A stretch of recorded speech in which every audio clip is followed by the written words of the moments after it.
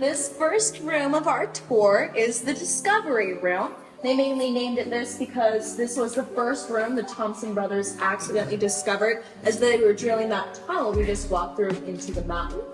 But then they looked around and noticed that the filling in process, the formation growth in this room, has given us almost every type of formation we have to discover throughout our whole cavern system. So that's also why this is the Discovery Room.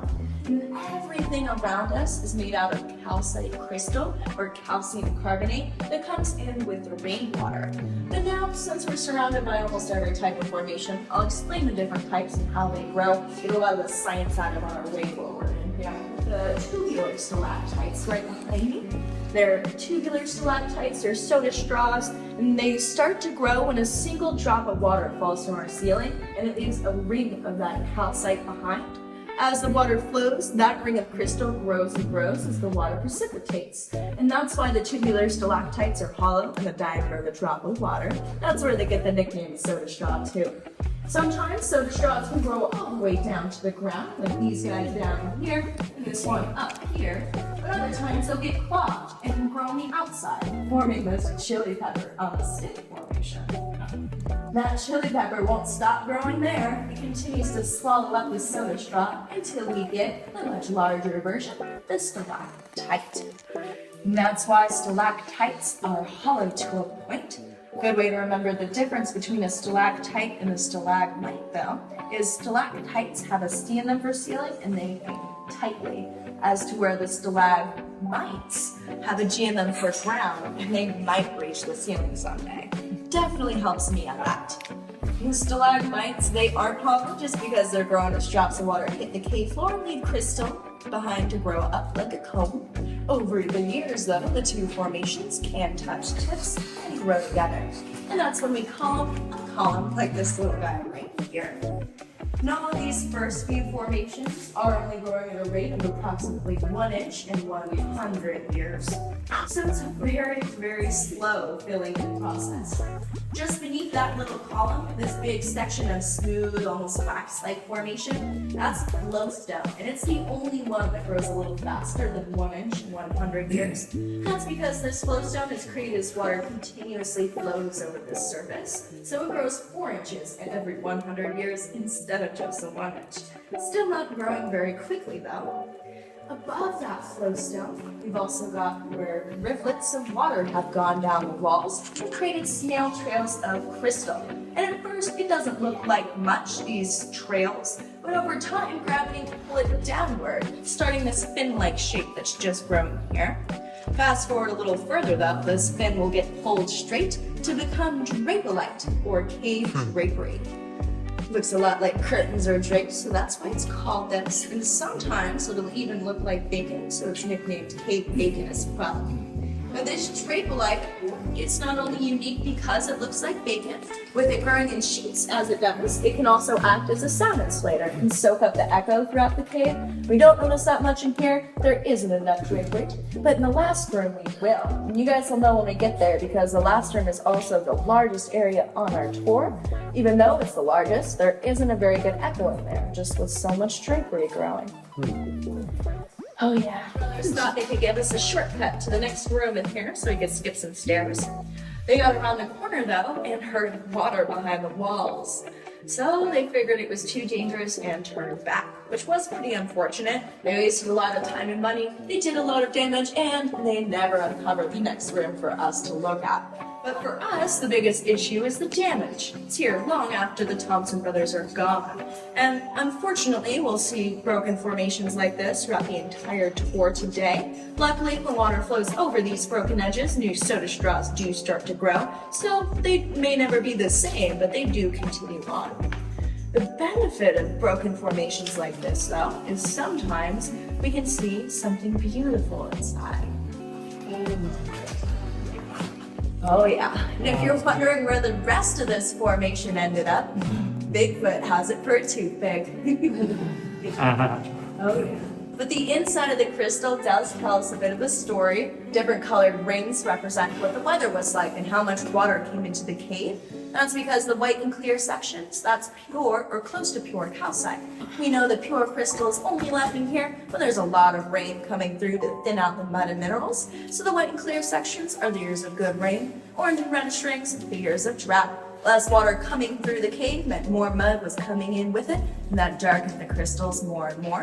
This is also why we'll start to get some strips of bacon within the drape-like formation. Perfect strips of minerals build up to be perfect strips of bacon. But now a little less science for this area. We'll have a little more fun in here before we get going. This is where we do our fantasy formations, and it's a lot like when you guys look at clouds and pick out animals in them. One of my favorites is actually Tina, the llama, with her body and her neck. Oh yeah, and Tina's no ordinary llama. She's a llama corn. Yeah. And then above her, we've also got Eagle Steve with his body and his wings. Oh, That one's pretty good. just ask Papa. And then last but not least, just behind us, we've also got the dragon. With his dragon horns, the closed eyes, his nose, his beard. Then the body just extends way down here. Like that horse, never-ending story. All right, so we're in the Lake Shasta Caverns. Yeah. Going up 80 stairs. I look crazy in the finder. Anyway, I'm going to show you what I'm looking at. By the end of this one, I think you guys will have done about 812 stairs total. But they are everywhere in this room. The helictite formations defy gravity and come out all over the place in here. Just because of the water pressure that created them, we've even got a bunch of helictites on this beautiful crystal chandelier right here as well. But that pool of water eventually released that pressure.